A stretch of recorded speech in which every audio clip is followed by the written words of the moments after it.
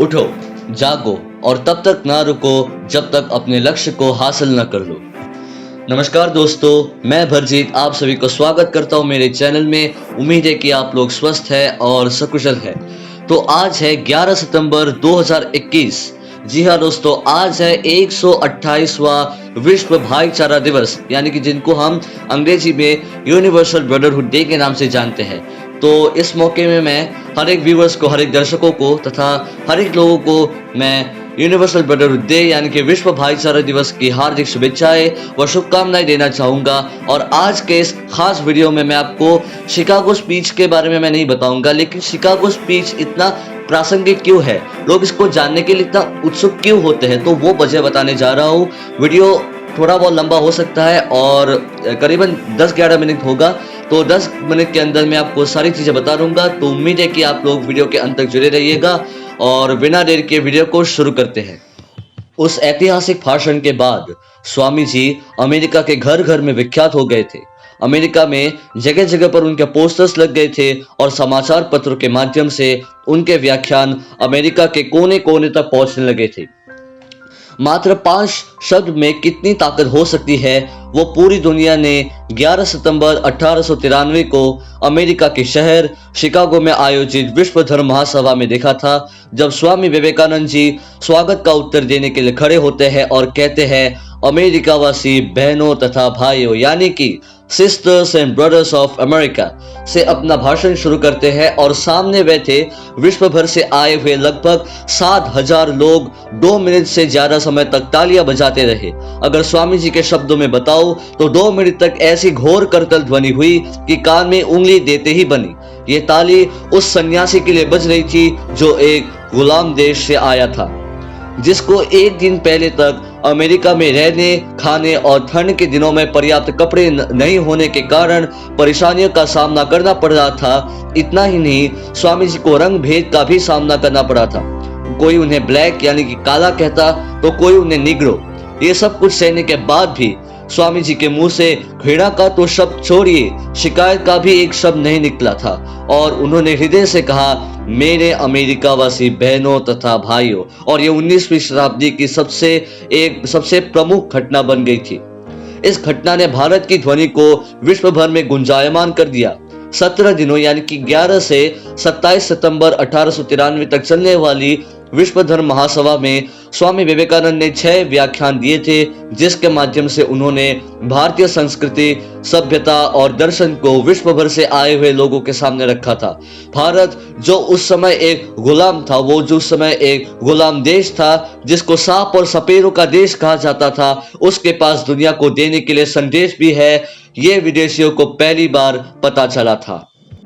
लेकिन यहाँ पे एक सवाल पैदा होता है कि 128 साल बाद भी क्यों इतना प्रासंगिक है स्वामी जी का वो शिकागो में दिया गया भाषण। तो इसका जवाब मैं थोड़ा विस्तार में देना चाहूंगा। तो इसका जवाब होगा, स्वामी जी का बोला हुआ हर शब्द मात्र शब्द नहीं था, वो थी उनकी साधना, तपस्या और संयम का निचोड़। वो उस भारत को प्रतिनिधित्व कर रहे थे जिसको उन्होंने पिछले 5 वर्ष अधिकतर पैदल, घोड़ा, गाड़ी और रेल के माध्यम से जाना था, भ्रमण किया था। अनेकों बार वो पेड़ के नीचे सोए, अनेक दिन बिना भोजन के व्यतीत किए थे, लेकिन भारत को जानना और भारत के पुनरुत्थान का कार्य करना स्वामी जी की प्राथमिकता में था, जिसके लिए उन्होंने हर चुनौती को स्वीकार किया था। और इस उद्देश्य की पूर्ति के लिए ही स्वामी जी विदेश गए हुए थे। 2 नवंबर 1893 को मद्रास के अपने शिष्य आला सिंह परुमल को 11 सितंबर 1893 भाषण के संदर्भ में लिखते हुए पत्र में स्वामी जी लिखते हैं कि बाकी सभी प्रतिनिधि भाषण तैयार करके लाए थे और मैं बिना तैयारी के माता सरस्वती को प्रणाम करके अपने भाषण की शुरुआत की। और समय साक्षी है कि वो भाषण भारत और भारतीयता को विश्व के सामने एक नए दृष्टिकोण से प्रस्तुत किया और इतिहास में दर्ज हुआ। स्वामी जी अपने भाषण में सभी संप्रदायों एवं मतों के करोड़ों हिंदुओं की ओर से भी सभी को धन्यवाद देते हैं। आगे वो कहते हैं कि मैं एक ऐसे धर्म का अनुयायी होने में गर्व अनुभव करता हूँ जिसने संसार को सहिष्णुता तथा सार्वभौम स्वीकृति दोनों की ही शिक्षा दी है।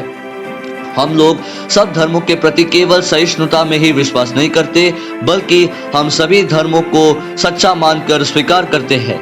स्वामी जी ने सहन करना नहीं बल्कि सभी को स्वीकार करने की बात विश्व के सामने रखी थी। इसीलिए ये सबको सहन करने वाला नहीं अपितु सबको स्वीकार करने वाला हिंदू धर्म का विश्व को संदेश था।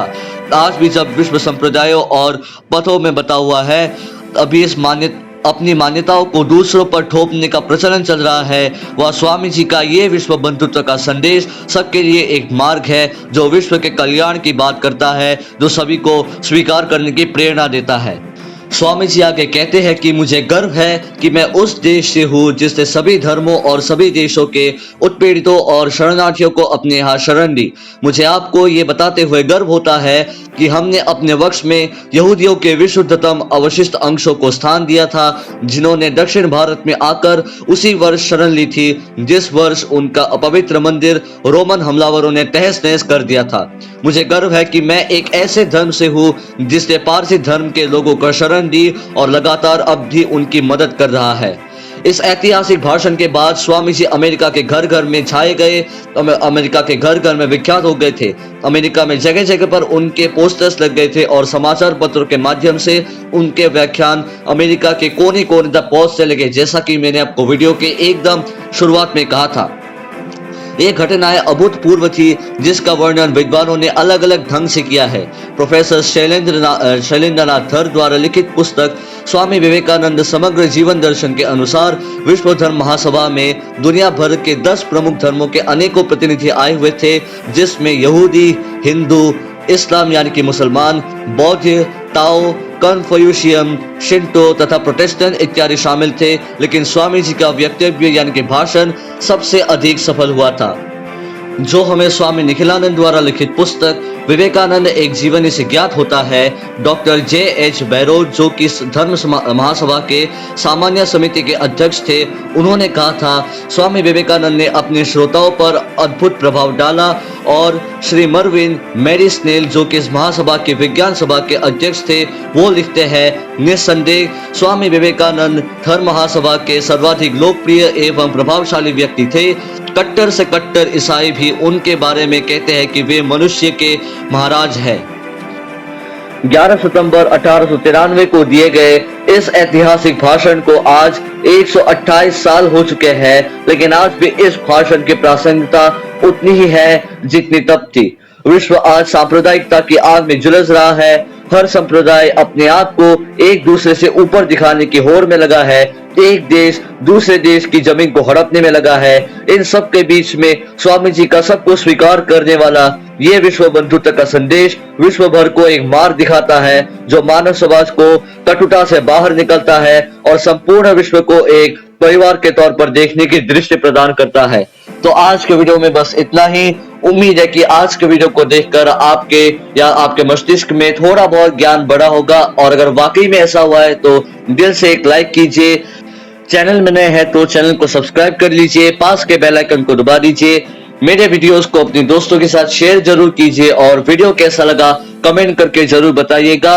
और आपका बहुमूल्य समय देने के लिए बहुत ही धन्यवाद, और मैं आभार व्यक्त करना चाहूंगा। तो ऐसी विचारधारा के साथ मिलते हैं अगले वीडियो में।